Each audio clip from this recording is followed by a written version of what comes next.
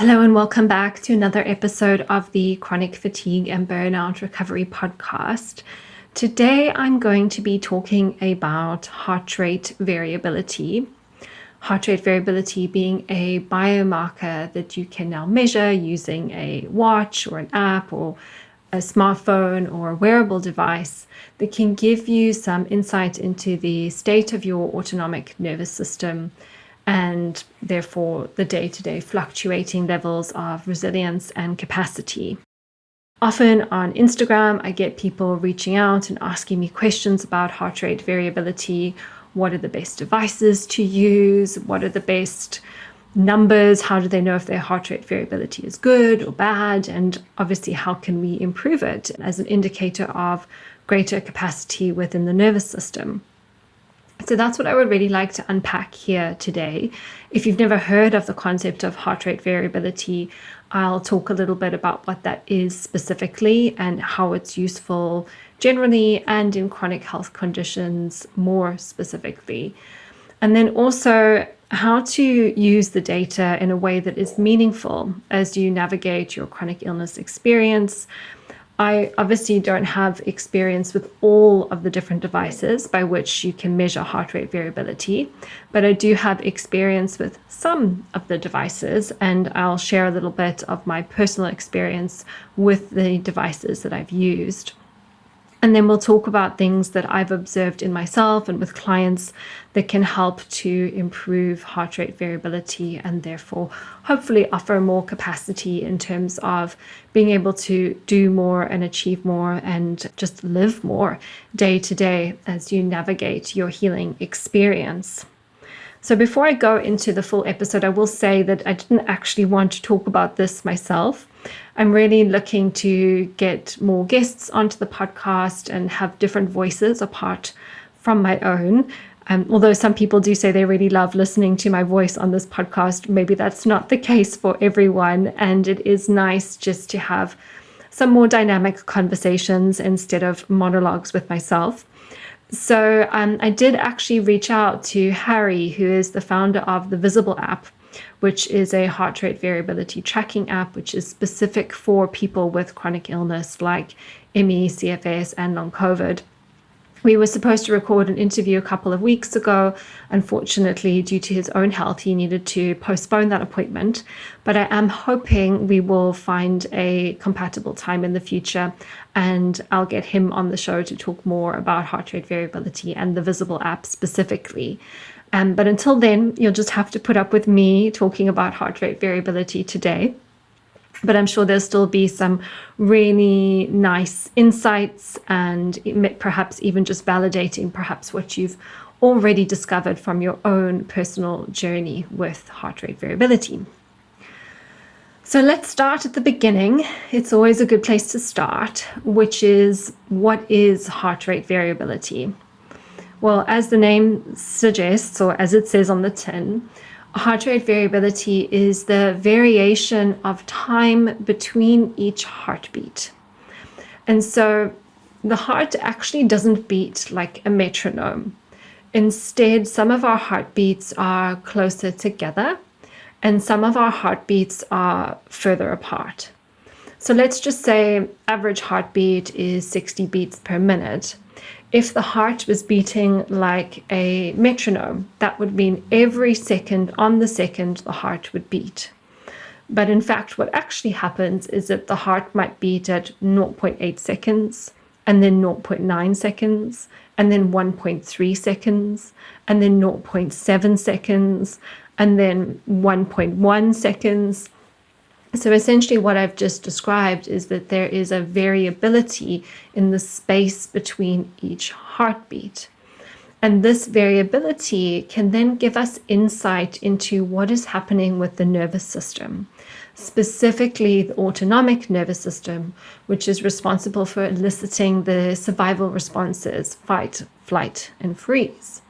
So if the heart rate is more metronomic, in the context that it's more rhythmic, there's less variability between heartbeats, then this is usually a sign of an increased sympathetic physiology. So an increase in sympathetic activation, an increase in fight or flight physiology.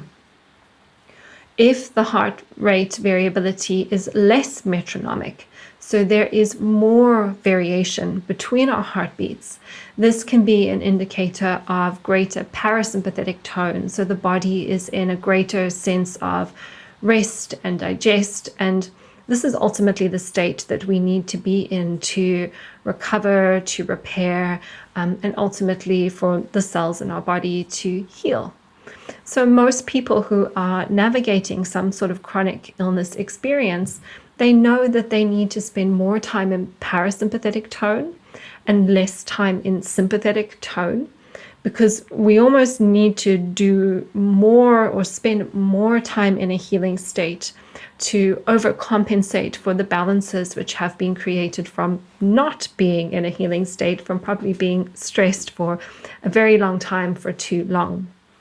So if we have a tool like heart rate variability, which can give us an indicator of what state we're in, are we more parasympathetic, are we more sympathetic, then we can use this tool perhaps as a little bit of a guide as to what is going on in the body, and we can track progress, we can make judgment calls about what we do each day, we can see perhaps what foods or supplements are supportive or not supportive.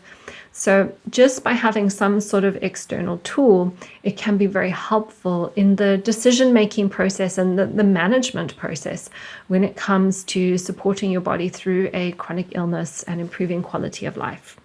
So that kind of brings us on to the next question, which is, how is heart rate variability useful in chronic fatigue? And I would put here just chronic illness generally. It doesn't only have to be a chronic fatigue state. And I think my top 3 reasons are, first of all, because we can get an assessment of this autonomic nervous system regulation or dysregulation. We can get a sense of the indicators of chronic stress on the body, and we can essentially get a baseline. So we have a baseline, we understand maybe what our heart rate variability is day to day, or some of the devices will get you to track, for example, first thing in the morning or across an evening when you're asleep, and you have an idea of your baseline. Then if you have an idea of your baseline, over time, what you can do is you can see, oh, I did a blood sugar balancing diet and my heart rate variability improved. Or I started taking this probiotic and my heart rate variability improved. Or I dealt with this mold infection, or I did a detox diet and my heart rate variability improved. So we can use it for tracking progress in the context of the bigger picture, and we can use it for monitoring improvements. But we can also use it, secondly, day to day when it comes to balancing out acute stresses. So, for example, I use the Garmin watch a lot in my own journey. And the Garmin watch has got a stress score. So it doesn't necessarily give you a heart rate variability score, but it does give you a stress score which is based on heart rate variability. So if your stress score is higher, your heart rate variability would be lower, your body would be under more stress. And if your stress score was lower, then you would be under less stress and your heart rate variability would potentially be higher. And so what I love about the Garmin watch is that it measures your in the moment level of stress. It's, sitting on my wrist right now as I'm recording this podcast, and it's constantly tracking my heart rate and it's constantly tracking my stress levels. And I love it because if your stress levels are, the stress level score is on a scale of 1 to 100 or 0 to 100. I'm not actually quite sure. I think it's 1. And if you are between 1 and 25, you're in the blue zone. Anything from 26 upwards, you're in the orange zone. So I could look at my watch at any point in time, and as long as that stress score was in the blue, I knew my body was in a good state. And obviously when I'm sitting upright and I'm working and I'm doing something now, like recording a podcast where I'm thinking ahead and I'm trying to speak and I'm trying to not sound like an idiot and make sure that everything comes across really well, there is a high degree of stress here because I'm talking, I'm engaged, I'm thinking, I'm worrying about doing everything correctly.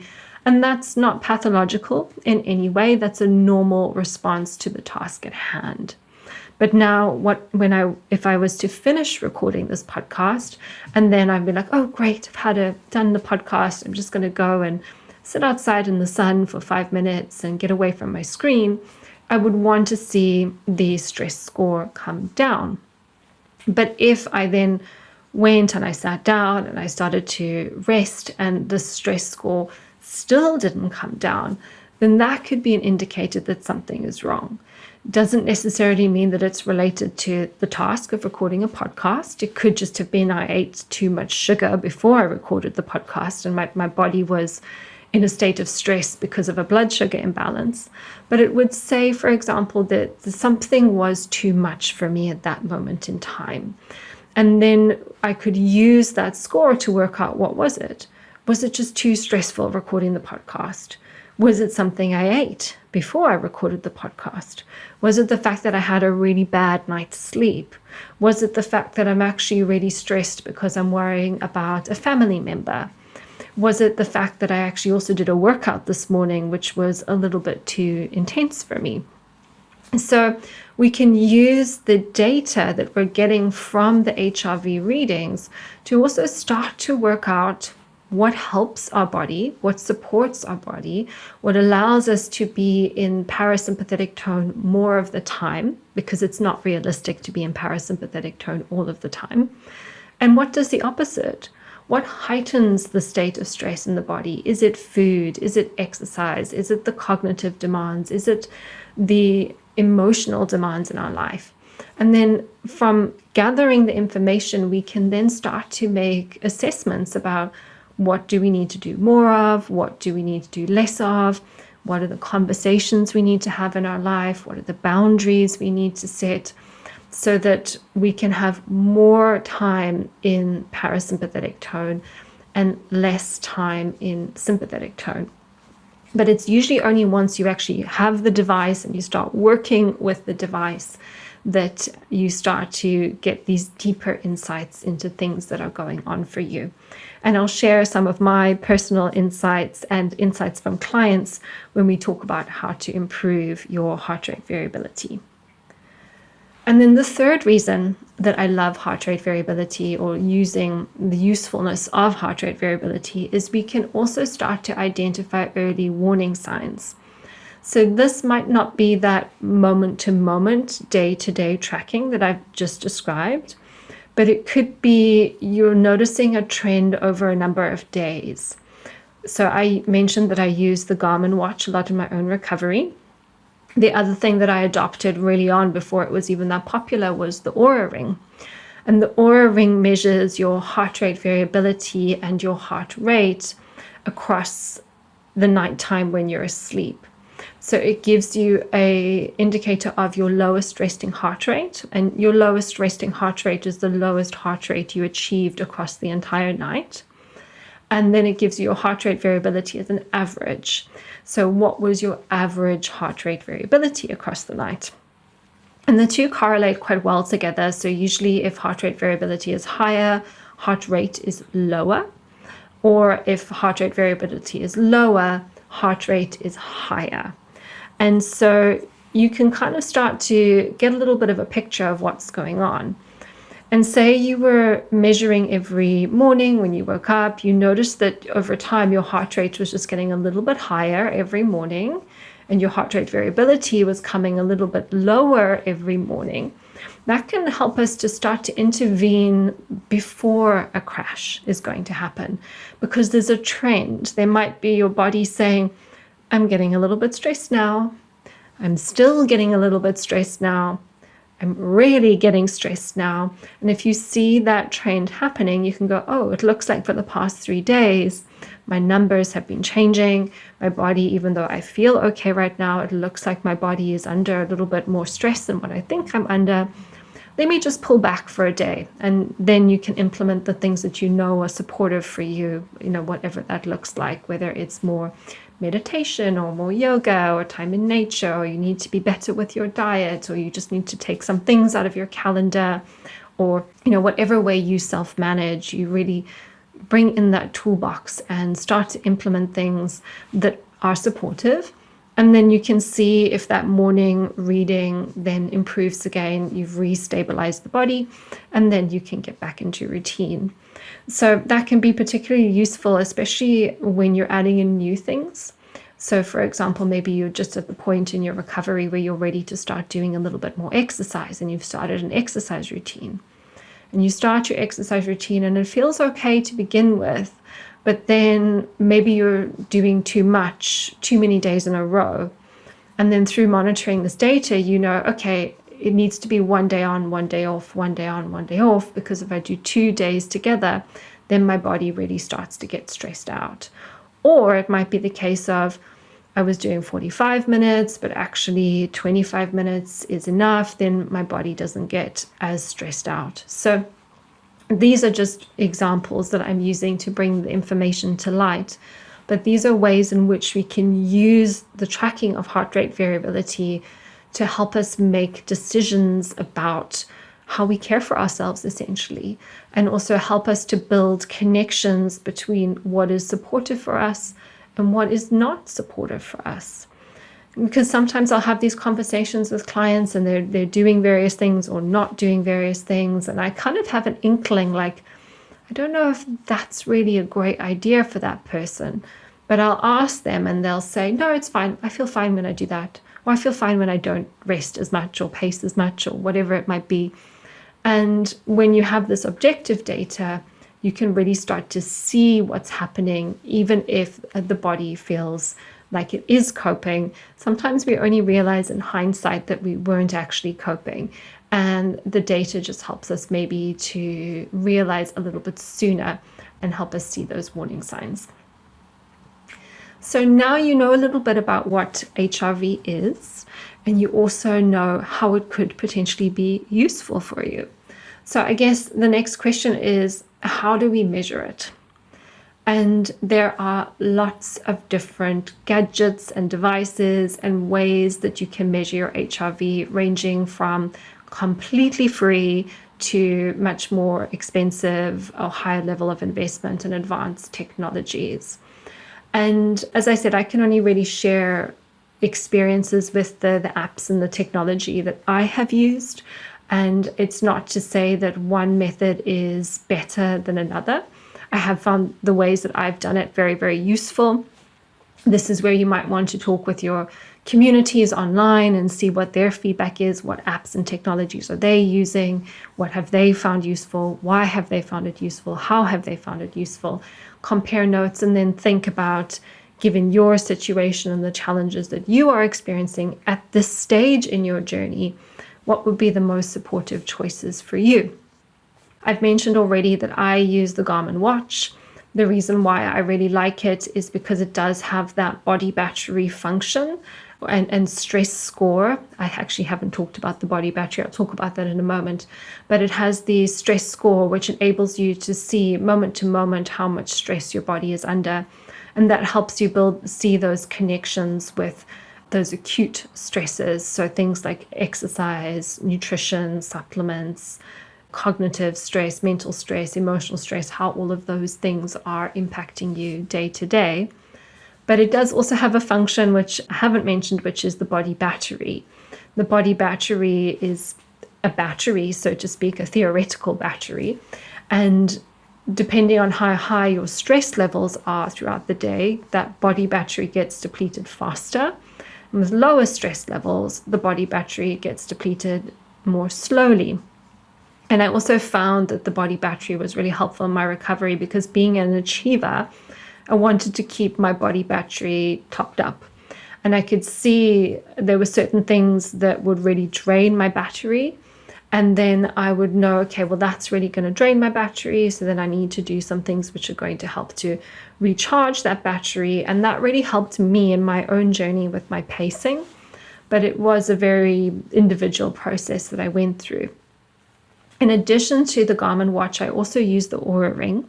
As I've mentioned already, that the Oura ring is a ring, you wear it on your finger, and every night when you go to sleep, it will track your heart rate and heart rate variability. As it also measures your temperature as well, which I quite like for checking for ovulation.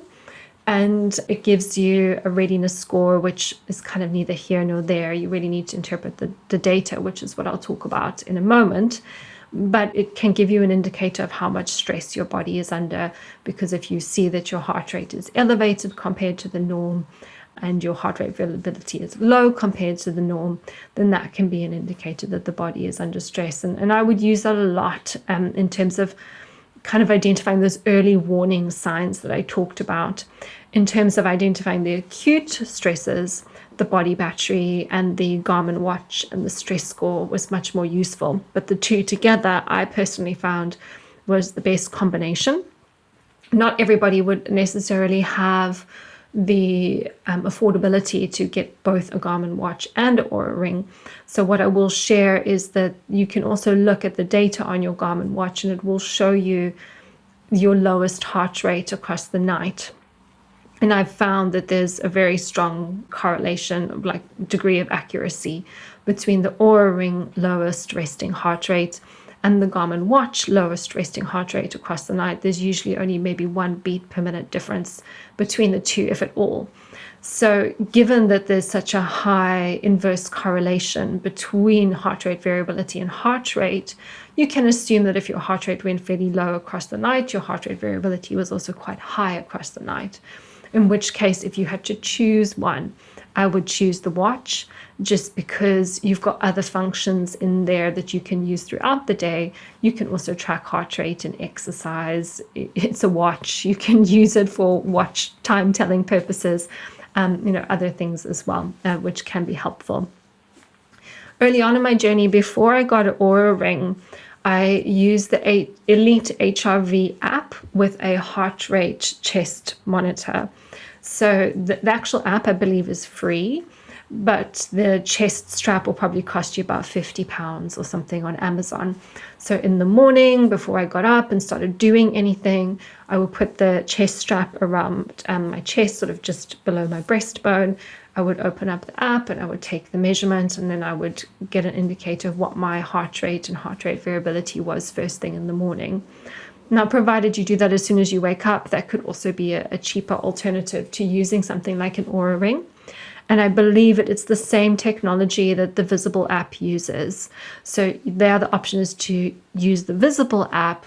And they actually use the camera on your phone, where you take your finger and you place your finger over the camera app on your the camera lens on your phone, and it can sense the pulse in your finger. And from there, it will test your heart rate variability, which I just think is so incredible, like this technology that we have these days. But that's also a completely free option. Visible does have a payment thing that you can upgrade to, but you can do the morning readiness score for free using the Visible app. And I believe they do use the same technology as Elite HRV. And then there are other technologies. So there's the Whoop strap, which I have seen some clients who have used the Whoop strap. I personally just didn't like it. I didn't like the way the data was presented, but maybe some other people have found it helpful. Apple Watch also has some similar technology. I'm not an Apple person. I'm more of an Android person, I'm sorry to say, so I can't really comment on the Apple Watch, but the whole point is to find the technologies and the data that helps you. And therefore, obviously it's expensive to buy all sorts of different watches and rings and straps, but I would say start with what's free. If you're thinking of investing in something, see how useful it is. Once you start using the technology, you also start to get a sense of where you feel the holes in the data are. And then you could think about what you would need to fill those holes, and then consider some of the other paid options. So that would probably be a really good place to start. As I've mentioned already, I do really like the Oura ring as well, because it can tell you, it can give an indicator of where you are in your menstrual cycle. Women after ovulation experience a rise in body temperature. So you can see, provided you're an ovulating woman, you can see that you have a lower temperature in the first half of your cycle and then a higher temperature in the second half of your cycle. And I always like that because it helps me track my cycles. But also there are cycle-specific changes in HRV and heart rate that can be helpful to know about as well. So I would typically have a lower heart rate in the first half of my cycle, a slightly higher heart rate in the second half of my cycle. Nothing pathological, just a slight variance, maybe 2 to 4 beats per minute. But it's worth factoring in the impact of your cycles when you're looking at your data and interpreting your data. So it's worth mentioning. And then obviously having the body temperature measure from the Oura Ring allows me to know where I am in my cycle and then adjust accordingly in terms of my interpretation of the data. So that is probably then also just a really nice segue into what is optimal. You now know what heart rate variability is. You know how it can be helpful to you.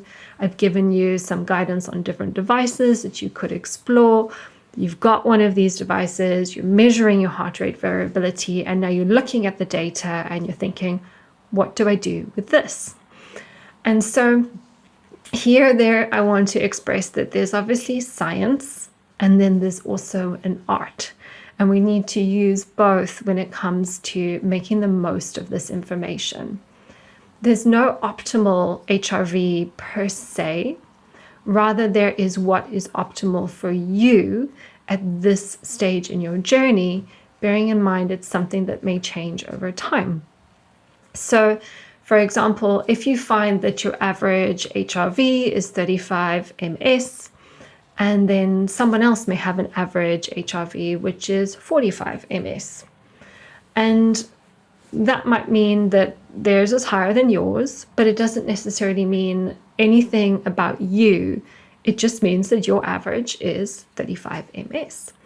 And that might mean that if your HRV was to drop down to 25, you would know that your body is under stress. If your HRV was to jump up to 45, then we'll talk about this in a moment, that could signal that your body is really in its parasympathetic and you're doing lots of healing. But it could also be a warning sign as well that your body is trying to put on the brakes and slow you down. So if you know that your average HRV is 35, we're just looking for any big fluctuations away from average. To much lower than average might be a warning sign, but much higher than average could also be a warning sign. And therefore, each day you're probably wanting to measure the data and then kind of think about, well, how do I feel today? How is this data correlating with my experience? And how can I keep a log of that in terms of understanding how useful this data is for me? So generally speaking, higher HRV can be a sign that there's more coherence in the nervous system, and there's maybe greater resilience, and there's a greater ability to manage stress. A lower HRV from your average may indicate more stress, greater sympathetic activity of the autonomic nervous system, and perhaps encouraging more rest, restoration, and recovery.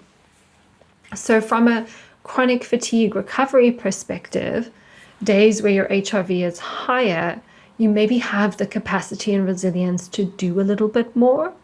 And then days when your HRV is a bit lower, that's maybe when you need to just pare back on your routine. You need to add in more rest and restorative practices, maybe be more mindful about your nutrition and hydration and supplements and those other supportive things.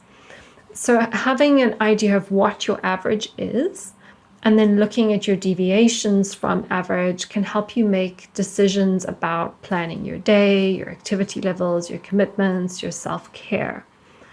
And additionally, as I've mentioned already, you can track the HRV over time. So maybe average was 35 for you, but then over time, as you've been getting more and more well, you notice that your average is more around 40, and that becomes your new norm. So many devices will give you a monthly average, which can be useful to track progress. Maybe across 1 month, it only goes from 35 to 36, but over a year, maybe you see a significant improvement, or you see that there are more good days, so more days when you're at average versus low. And maybe overall you're noticing that in correlation with that, that your capacity is expanding, which is what we all want. So here I just wanted to caution that a higher HRV is not always better. And it took me a really long time to learn this lesson, and I had to learn it the hard way. I had my Oura ring, I was tracking my heart rate and heart rate variability. And what I noticed is that every single month, when my menstrual cycle came, my heart rate would plummet and my heart rate variability would go really, really high. So to give you an idea is usually my my overnight heart rate would probably be about 50, 51, 52, give or take. My heart rate variability would be in the 40s, shall we say. And around my menstrual cycle, my heart rate could go at times as low as 45. And my heart rate variability could go at times, I think the highest is probably about 80. So actually almost double. And in my naivety, I would see these numbers. Oh, look how low my heart rate is. Oh, look how high my heart rate variability is. I must be really full of capacity today. I should be able to go out and do everything and exercise. And that was not the case. At those times were often the times when I felt the worst, the lowest in energy, the most brain foggy, the most headachy. And I couldn't understand it. I was thinking, why does my data look so good and I yet feel so rubbish? And the real take-home understanding here, which I only really got clarity around after speaking with Harry from Visible, was that this is about stability. And it makes complete sense. Because if you've listened to some of my previous episodes, I talk about how in these chronic illness, syndromal pattern conditions, the system is a system which needs stability.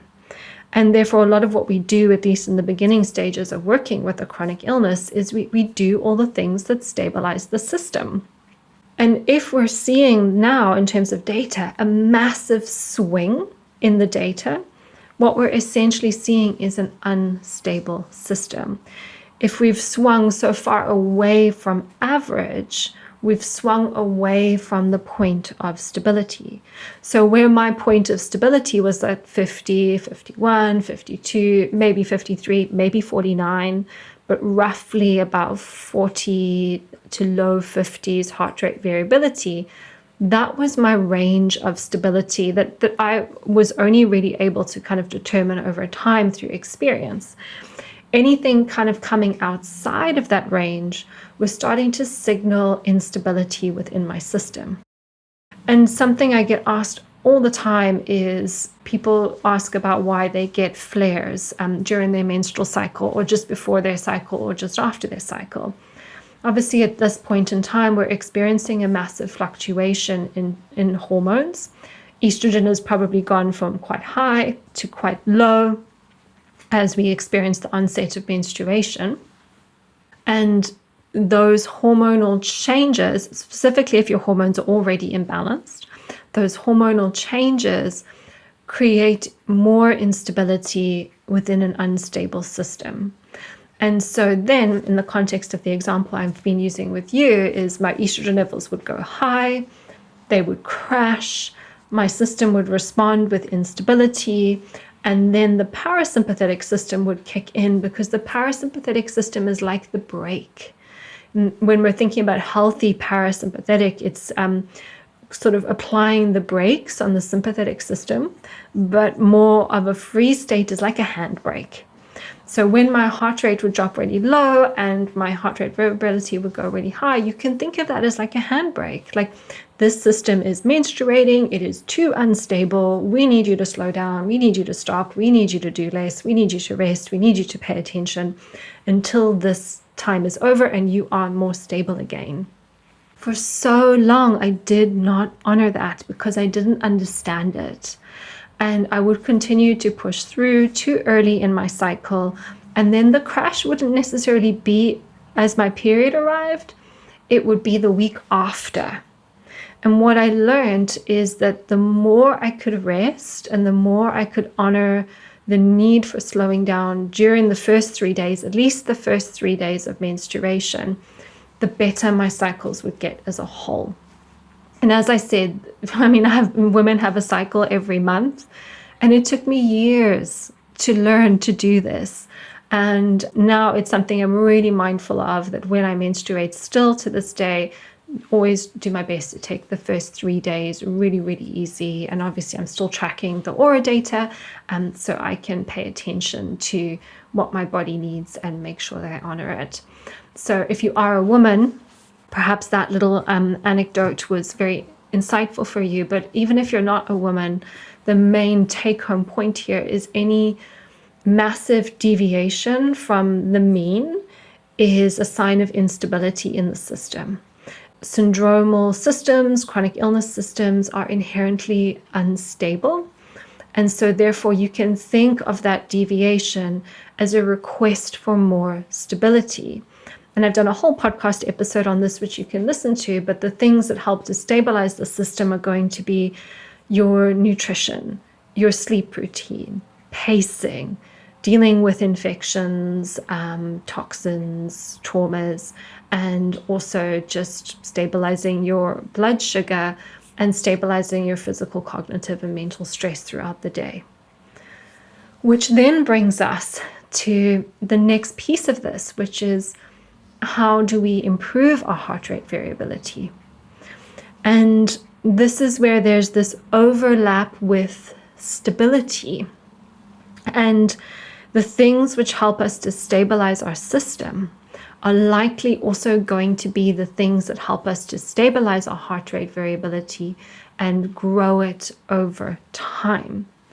So I've got some personal shares, I've got some shares from clients, but the main things that are going to be most useful will be optimizing your sleep, making sure you're getting enough sleep in terms of quality and quantity. I appreciate that when you are unwell, sleep can be a bit of a elusive dream, excuse the pun, but we do need to find ways to sleep. And a huge part of that is also stabilizing our light-dark exposure and our circadian rhythms. Exercise. So exercise can actually help to improve our heart rate variability, but we know with chronic illness, it's very easy to over-exercise and that can decrease it. Nutrition can have a profound impact on heart rate variability. Things like blood sugar and anti-inflammatory foods can be beneficial, and I've seen that with myself and clients, and I'll talk about that more. Learning to manage our mental and emotional stress load can help to improve our heart rate variability. There have been people who've done my Nurturing Resilience program, who've had Oura rings, who've said that their Oura ring data improved across the program. There can also be, we need to deal with physical stresses. So infections, toxins, blood sugar imbalances, alcohol, smoking, caffeine will all have an impact on heart rate variability. Certain supplements can impact heart rate variability. And then hormetic stresses like fasting, cold stress, so cold water exposure, heat stress like sauna can also impact heart rate variability. I think these things are so dependent on the individual. So each person will respond differently to different things depending on their own physiology. And in the case of hormetic stresses like heat stress, cold stress, fasting, exercise, the dosage for that specific system is going to be really, really important. But for the most part, I think if you're looking to improve your heart rate variability, start with those factors that help you stabilize your system, and that's sleep, activity and rest pacing, nutrition, and nervous system support. What I'd like to do before I finish up today is just talk a little bit more about some of the things that I've observed, and also just share some of my observations from working with clients as well. And the first thing on that list, which may come as no surprise, is nutrition. And the two biggest things that I think make a difference on heart rate variability when it comes to nutrition is optimal blood sugar balance. So making sure that your blood sugar is balanced throughout the day, but most importantly, off the back of your evening meal, because that's also going to affect your sleep quality and quantity as well. So in my own journey, I would track my Oura Ring data overnight. And what I learned from doing that was if I had an evening meal that was destabilizing for my body, either because there was too much carbohydrate or overall it was more of an inflammatory food choice, I would notice a reduced heart rate variability and an increased heart rate overnight. And I would definitely feel more groggy and brain foggy the next day. And so what I learned from that, in the context of this episode and using the data to support me, was that if I wanted to have a treat food, which should be few and far between, especially when you're in the early stages of your health challenge and you're looking to achieve stability, that treat is better had earlier in the day versus nighttime. Because if you have a treat earlier in the day and you are able to do some movement to offset some of the blood sugar imbalances, you can restabilize by the evening and you don't have that negative impact on sleep. Food is obviously a bit of a funny one because a lot of people can have a lot of emotional attachments to food. And I do notice, have certain types of clients. Some are just like, I'll do whatever it takes. I'm going to just go straight in. I don't care what I need to give up. I just need to get better. And then some people are just like, they're really resistant to making dietary changes, or they struggle to be consistent because there's a lot of emotion overcoupled with their food choices.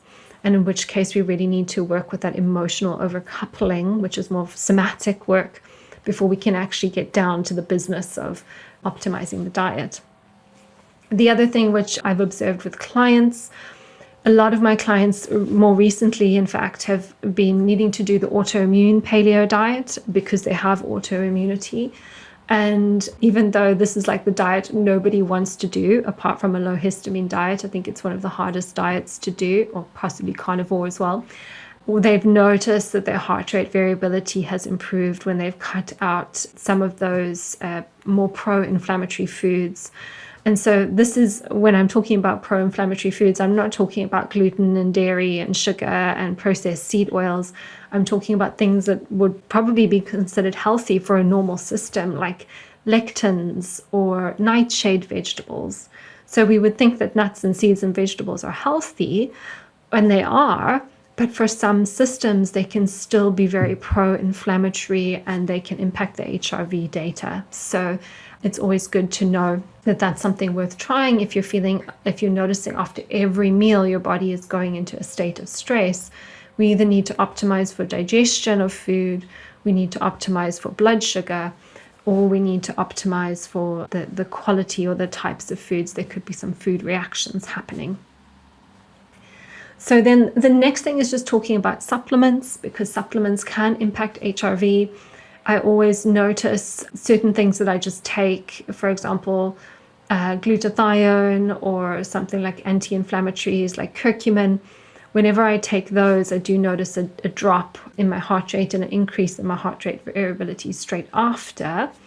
Also, specific nervous system calming nutrients like L-theanine or lemon balm, I also notice that difference with it. But the research suggests that the following may be beneficial for improving HRV, and that's CoQ10, omega-3 fish oils, magnesium, rhodiola, ashwagandha, probiotics, L-carnitine, vitamin D, and curcumin. I don't have a lot of experience with these personally. I don't have many clients reporting back on these specifically, but I would just say that these are just, if you're taking any of these, to just try and see. I personally feel that supplements are supplementary, so they are the cherry on top. We can't really expect to take a little bit of vitamin D and hope that it will change our HRV if we're still eating a pro-inflammatory diet, if our blood sugar is still imbalanced. So you're more likely to be sensitive to the impact of these supplements when some of those other basic stabilizing factors are well and truly in place. It's worth mentioning alcohol. I think a lot of people with chronic illness have worked out that alcohol doesn't agree with them. So I don't really have a lot of clients who drink, but I do have a few. And it can be helpful to understand that one drink can actually sometimes create an increase in heart rate variability because it can be a little bit more calming on the nervous system. But too much alcohol can send things the other way. And especially if you are someone with a chronic illness, if you have a nervous system that's more sensitive and unstable, even small amounts of alcohol may be destabilizing for the nervous system. And what I always tell my clients is there is no amount of alcohol that is good for your brain. Then finally, I thought we talk a little bit about exercise. I've mentioned already that regular exercise can actually, as fitness improves, as the endurance and the function of the heart muscle improves, we can see an increase in heart rate variability because we know that as someone's cardiovascular fitness improves, resting heart rate decreases over time. So in a healthy person, engaging in regular cardiovascular activity can be important for enhancing parasympathetic tone and reducing stress. But in chronic illness, exercise is a double-edged sword because exercise needs to be appropriately tailored for the individual at their current level of capacity. And that line is very fine between just enough and too much. And so if exercise is too intense, if it goes on for too long, if it exceeds the individual's capacity, it can then be a source of inflammation and oxidative stress in the body, and that will suppress your HRV. And this is where having a wearable device can be really helpful to give you that feedback. I know that when I was first starting to exercise in my own journey, often the day after a gym training session, my heart rate variability would be a little bit low. But then I would know to rest the next day. It would rebalance itself. And then I was able to stay in that place of just stressing my body enough and then pulling it back. And then just stressing my body enough and then pulling it back. But that balance is very, very fine. Additionally, with my Garmin watch, I would also notice that after exercise, my stress score would go high for several hours afterwards. And if I did too much, it would stay high. So I kind of know now with my exercise, I need to exercise at a pace that will allow my heart rate variability to be impacted. So the Garmin stress score increases, but that stress score should come down again. If I was to come back from the gym and I was to eat and I was to have a little rest, then it should come back down again. And that's how I know, that's how I make sure I don't overtrain and I stay within my capacity with training. So the last thing I just wanted to touch on is hormetic stresses. So heat stress, cold stress, and fasting. Just a few more anecdotes about my own experiences here. Essentially, hormetic stresses refer to a mild and beneficial stress that, when applied in the right dosage, stimulates a positive adaptive response that will lead to improved resilience and overall health. So exercise, which I've already talked about, is a hormetic stress. We know that when we apply exercise at the right dosage, the body adapts, it gets stronger, and then over time we can do more. And the same is true in the context of heat stress, cold stress, and fasting. If we are able to tolerate a small amount of heat and we expose ourselves to heat like a sauna at the right dosage, over time, we should be able to expose ourselves to more and more and more and more. Same for cold, same for fasting or food abstinence. So hormetic stresses, these heat stress, cold stress, fasting stresses, have similar adaptation processes to exercise. And in my journey, I definitely dabbled with these. Cold water swimming, dipping, and cold showers was something that I did very regularly as part of my own recovery. And what I would notice is that actually being submerged in cold water would increase my stress score on my Garmin watch. But then afterwards, my body would go into like a really nice parasympathetic tone. And that was something that I also observed when walking. If I would go out for a walk, when I came back and I settled, my body would go very, very parasympathetic for 30 minutes to an hour afterwards. So when we use these hormetic stresses, provided we can tolerate them and we don't overwhelm the system, they can actually be ways in which we can access the parasympathetic system, or we can achieve more parasympathetic tone. But if we do too much, the opposite happens. So if the walk or the exercise was too intense, if the cold water was too cold and I stayed in for too long, then it would potentially flip that switch. And instead of going parasympathetic afterwards, my body would then go into more of a sympathetic response afterwards. And that could potentially stress me out for the whole day, lead to an energy crash further on in the day. I also did use heat, especially with mold. One of the ways we need to overcome mold and mycotoxin exposure is we need to sweat the toxins out. So sauna is a big part of the process, but a lot of people can't tolerate sauna. And sometimes when we increase our heat exposure, we also release a lot of toxins at once, which can be overwhelming for the body. So getting the dosage right is really, really important. And this is where I kind of threw the baby out with the bathwater, so to speak, is that I found that I didn't tolerate sauna, and I would get a lot of post-exertional malaise after sauna. And so I thought that, okay, just because now I can't tolerate a 30-minute sauna, that I shouldn't do sauna at all. And I had my own infrared sauna at home, which I sold, which I now regret.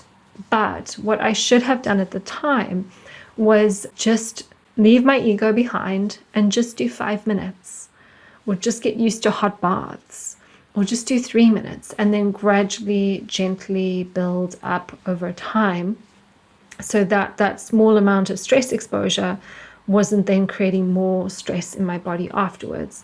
Sometimes it's nice just to get a little bit warm, get a little bit hot, get a bit of a sweat on, get out before you create too much stress on the body. So I feel like that sauna story is probably a little bit misplaced when talking about heart rate variability, but it is just to highlight the fact that just because we can't do something doesn't mean we shouldn't do it at all. It's just maybe checking in with how much we're doing and then reevaluating. I think the biggest thing is just leaving your ego behind and thinking, oh, because I can't exercise for 30 minutes, it doesn't mean I shouldn't exercise at all. But actually, this little tiny dose, whatever is tolerable, can have this beneficial effect on the body and help to swing the body back to more parasympathetic tone.